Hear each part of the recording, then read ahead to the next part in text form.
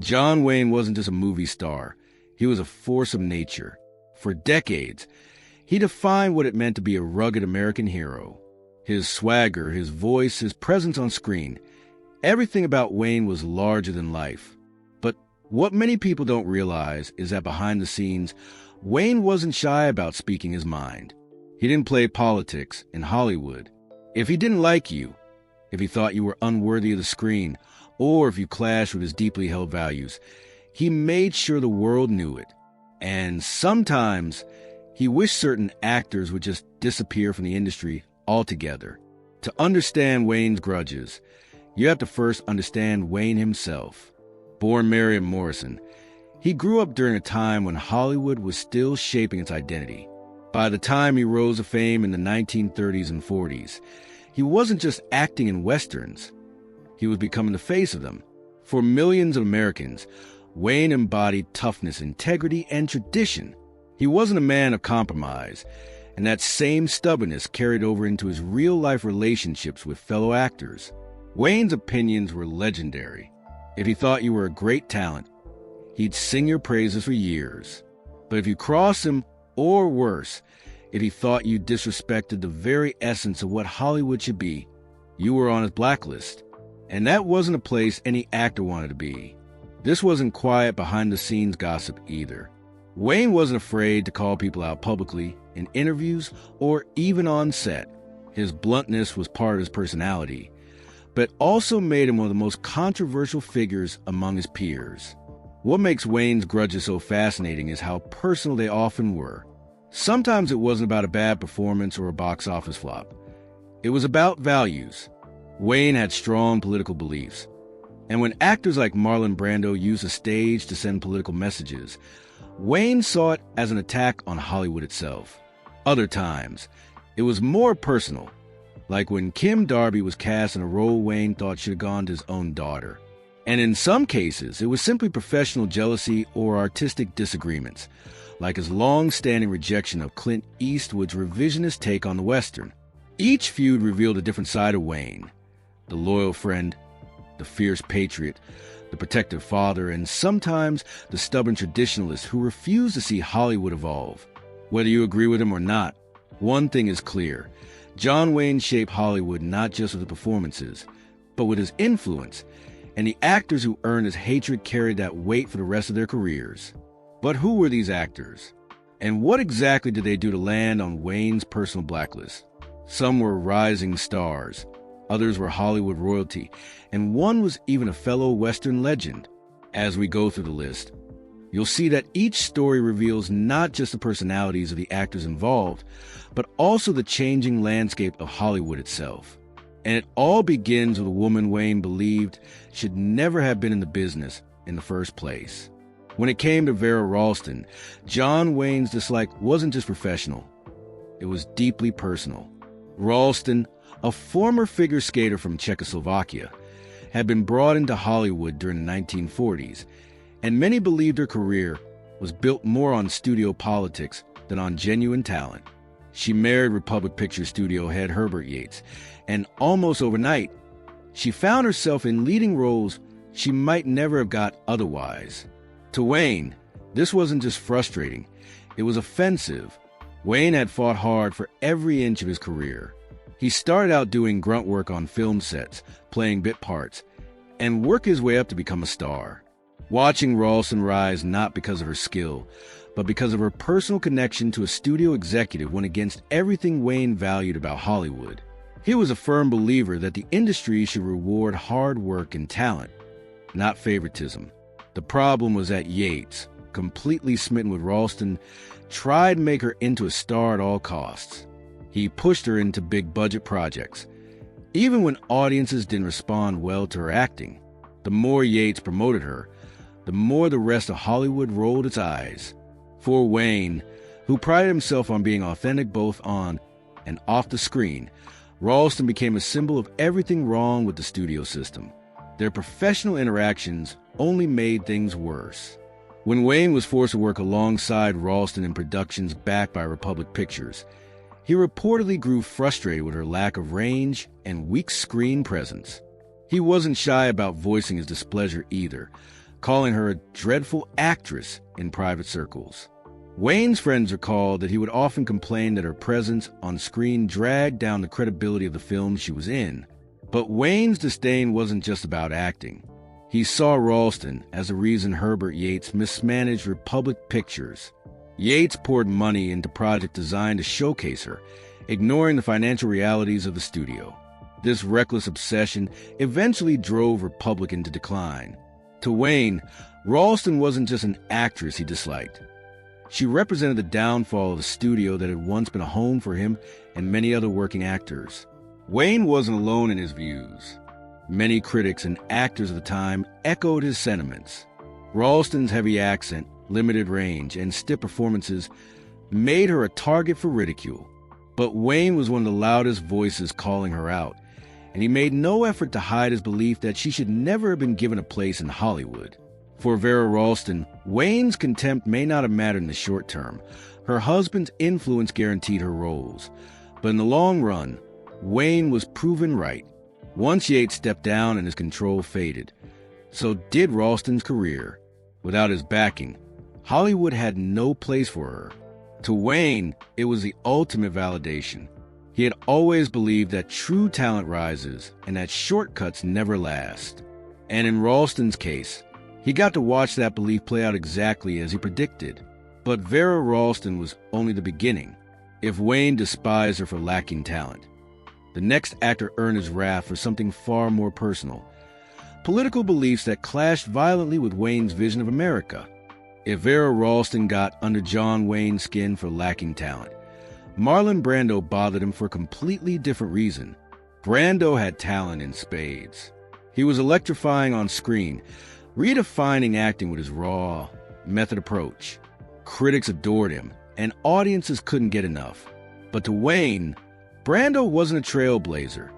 He was a dangerous force tearing down the traditions Wayne believed in, both in Hollywood and in America itself. Wayne was old school. He represented rugged individualism, loyalty to country, and a no-nonsense view of morality. Brando, on the other hand, was the embodiment of rebellion. He challenged authority, mocked the establishment, and rejected the stiff conventions of Hollywood. The clash between them wasn't just about acting styles. It was about worldviews colliding in full force. One of the biggest sticking points was Brando's political activism. During the 1960s and 70s, Brando became increasingly vocal about issues like civil rights, Native American mistreatment, and U.S. foreign policy. He famously refused an Oscar in 1973, sending Native American activist Sachin Littlefeather to the stage to reject the award on his behalf. The move shocked the world, but it downright enraged John Wayne.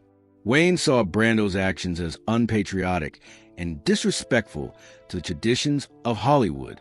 Reports later surfaced that Wayne had to be physically restrained backstage during Littlefeather's speech, as he wanted to storm the stage and stop her. For Wayne, this wasn't just political grandstanding. It was a direct attack on the country and industry he had dedicated his life to. Their professional paths didn't cross often, but when they did, the tension was impossible to ignore. Wayne dismissed Brando's method acting as self-indulgent and pretentious, while Brando reportedly mocked Wayne's performances as stiff and one-dimensional. The two men couldn't have been further apart in philosophy or style. Wayne believed in characters that represented moral clarity, while Brando thrived on flawed, messy human portrayals. To audiences, Brando symbolized a new Hollywood, a younger, more rebellious generation that was pushing out the old guard. And that shift terrified Wayne. He had built his career on the foundations of classic westerns and war films. But now Brando was showing the world that heroes didn't have to be clean-cut, patriotic icons. They could be complicated, brooding, even anti-establishment. Behind the scenes, Wayne was relentless in his criticism. Friends recalled him saying Brando was poison to Hollywood and a bad influence on younger actors who were imitating his style. He feared that Brando's popularity would inspire a wave of politically charged, cynical films that stripped away the values Wayne cherished. And in many ways, Wayne was right. The rise of Brando marked the end of the golden era Wayne represented. But for all of Wayne's contempt, Brando never seemed particularly concerned with Wayne's opinion. Brando thrived on controversy, and he didn't care who he offended, even if it was one of the biggest stars in Hollywood. If anything, Brando's rebellious streak only grew stronger with each clash against the establishment Wayne held so dear. To Wayne, Brando was the ultimate enemy, not because of personal slight or on-set feud, but because he represented the cultural shift that Wayne spent his life fighting against. And if Brando symbolized the threat of New Hollywood, the next actor Wayne loathed was much closer to home, a fellow cowboy who challenged his dominance in the very genre he helped create. If there was one actor who got under John Wayne's skin more than most, it was Clint Eastwood. The irony? Eastwood was a Western star too, someone you'd think Wayne would admire. But instead of respect, Wayne viewed Eastwood as a rival who was dismantling everything he had built. Wayne had been the face of Westerns for decades, portraying upright lawmen and tough but principled cowboys. He represented a moral clarity, good versus evil, with no shades of gray. Clint Eastwood, however, flipped that formula on its head. Rising to fame with Sergio Leone's spaghetti westerns in the 1960s, Eastwood's characters were often cold, ruthless, and morally ambiguous. The man with no name was a hero in the traditional sense. He was an anti-hero, someone who could be as brutal as the villains he fought. To audiences, Eastwood's grittier style felt fresh and exciting. But to Wayne, it was an insult to the very genre he helped define. He openly criticized Leone's westerns as trash and said Eastwood's portrayals were harmful because they stripped away the values Wayne believed the western should stand for. In Wayne's eyes, a cowboy wasn't supposed to be cruel or selfish. He was supposed to embody honor, courage, and patriotism. The tension between Wayne and Eastwood eventually came to a head in the early 1970s. By then, Eastwood was cementing himself as the new face of Hollywood westerns, while Wayne's career was beginning to slow. Studio executives thought it would be brilliant to pair the two legends together in a film, uniting old Hollywood with the new. Eastwood himself later revealed that he admired Wayne, despite their differences, and was open to the idea. But Wayne had other thoughts. When he read the script for High Plains Drifter, a dark, violent Western Eastwood both directed and starred in, he was disgusted. Wayne wrote Eastwood a fiery letter, slamming the movie for portraying the West as a dirty, rotten place. He accused Eastwood of tearing down the myth of the American cowboy, and he made it clear he would never collaborate with him. Eastwood never replied to the letter, and the two men never worked together. Privately, Wayne feared that Eastwood's style was reshaping the genre permanently, and he wasn't wrong. By the 1970s, audiences no longer wanted black and white heroes like Wayne's. They craved the gritty realism and moral complexity Eastwood brought to the screen. Films like The Outlaw Josie Wales and Unforgiven would eventually redefine the Western, leaving Wayne's brand of storytelling in the past. For Wayne, this wasn't just about professional jealousy. It was existential. Eastwood represented the changing tide of Hollywood, a reminder that Wayne's era of straightforward, patriotic heroes was fading. He often complained to friends that younger actors like Eastwood were ruining the Western by making cowboys cruel and cynical. What Wayne didn't see, or perhaps refused to admit, was that Eastwood was evolving the genre to fit a new generation. In the end, Eastwood wasn't just a rival. He was a man who carried the Western into a future Wayne never wanted to see. And while Wayne may have despised him for it, Eastwood ultimately cemented himself as the heir to the cowboy legacy, just in a way Wayne could never accept. But Clint Eastwood wasn't the only star Wayne had issues with. Another name on his list wasn't even a Hollywood actor at all. It was a comedian whose political stunts made Wayne furious. Few names stirred John Wayne's anger more than Jane Fonda. To understand why, you need to look at the cultural and political climate of the late 1960s and early 1970s. Wayne wasn't just an actor. He was a symbol of conservative, patriotic America. He believed Hollywood should promote traditional values, celebrate the military, and portray the United States as a shining beacon of freedom. Jane Fonda, on the other hand, represented the exact opposite. Fonda had become one of the most outspoken critics of the Vietnam War. She attended rallies, marched in protests, and used her fame to amplify the anti-war movement. For Wayne, who deeply respected the military and had even made pro-war films like The Green Berets, her activism wasn't just misguided, it was dangerous. He believed her public criticism gave America's enemies strength and weakened morale of U.S. soldiers overseas.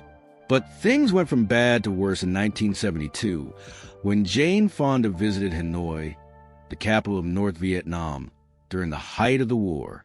There, she was famously photographed sitting on an enemy anti-aircraft gun, the very kind used to shoot down American planes. The image shocked the country and earned her the nickname Hanoi Jane. To John Wayne, that was unforgivable. He saw her actions as outright betrayal, branding her a traitor who had turned her back on her own country. Wayne didn't mince words about it either. He told friends and interviewers that Fonda's behavior was disgraceful and that Hollywood should shun her. He even argued that the industry had a moral responsibility not to give her a platform. In his mind, actors had influence, and Fonda was using hers in a way that endangered American lives. The clash between Wayne and Fonda wasn't just political, it was personal. Fonda was part of the new Hollywood, a generation of stars who embraced counterculture, questioned authority, and pushed boundaries both on and off the screen. Wayne represented the old guard, a Hollywood built on patriotism, heroism, and a clear sense of right and wrong. Their feud was less about two actors and more about two Americas colliding on the big screen. For her part, Fonda didn't hold back either. She dismissed Wayne's movies as propaganda and accused him of glorifying violence and imperialism. To her, he wasn't a hero. He was a relic of a bygone era clinging to outdated ideals. Their mutual disdain was so deep that when they crossed paths at Hollywood functions, they often refused to acknowledge each other. In later years, Jane Fonda expressed regret about the infamous photograph, admitting it was a mistake. But for Wayne, that apology came far too late. He never forgave her, and he carried his resentment to the end of his life.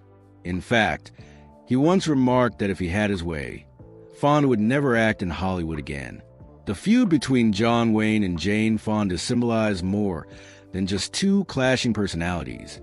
It was a cultural war of the 20th century, playing out in the spotlight of Hollywood. Wayne wanted her gone not just because of who she was, but because of what she represented, a rebellion against everything he stood for. But Jane Fonda wasn't the only outspoken star who rattled Wayne. Another actor on his blacklist was known for his activism too, but this time, it was someone Wayne considered too radical for Hollywood itself. When it came to Rock Hudson, John Wayne's dislike wasn't fueled by politics or on-set rivalries. It was personal, cultural, and deeply rooted in the values Wayne clung to all his life. Rock Hudson, one of Hollywood's most beloved leading men, lived a life that quietly defied the very image Wayne believed the movie industry should project. And for that, Wayne wanted nothing to do with him. Hudson was the ultimate Hollywood heartthrob of the 1950s and 1960s. Tall, handsome, and charming, he starred in romantic comedies opposite Doris Day and impressive dramas like Giant alongside Elizabeth Taylor and James Dean. To millions of fans, he was the perfect all-American man. But behind the scenes, Hudson was hiding a truth that, at the time, Hollywood considered scandalous. He was secretly gay. John Wayne, a staunch conservative who viewed Hollywood as a battleground for American morality, despised the idea of Hudson's personal life becoming tied to the Hollywood image. Wayne had built his career on rugged masculinity, cowboy grit, and traditional family values. To him, Hudson represented a betrayal of that image. Even though Hudson's private life was carefully concealed from the public during his prime years, what Wayne couldn't accept was the growing whispers within Hollywood circles. Industry insiders knew about Hudson's sexuality, and rumors often spread despite the studio system's best efforts to keep them under wraps. Wayne reportedly dismissed Hudson as phony and unfit to carry the image of the American male on screen. He believed that if audiences ever learned the truth, it would damage Hollywood's reputation permanently. Ironically, Rock Hudson was admired by many of his peers for his kindness, professionalism, and resilience in the face of constant scrutiny. But for Wayne, those qualities didn't matter. All he saw was someone whose lifestyle clashed with the image of America he was fighting to preserve. In interviews, Wayne often spoke about the importance of real men in Hollywood, strong, traditional heroes that audiences could look up to. He felt that actors like Hudson undermined that foundation, and he made no secret of his disdain. The ultimate divide between the two came in the 1980s, when Hudson's secret became public in a tragic way. In 1985, he announced that he was battling AIDS, making him one of the first major celebrities to do so. The revelation shocked the world and shattered Hollywood's carefully maintained silence around homosexuality. For Wayne, who had already passed away 6 years earlier in 1979, this only confirmed his long-standing fears about Hudson's legacy. He had warned about Hollywood losing its way. And in his mind, Hudson symbolized that cultural shift. But history would take a very different view. Rock Hudson became a trailblazer, forcing Hollywood and society to confront truths they had long ignored. While Wayne wanted him erased, Hudson's courage his final years made him unforgettable.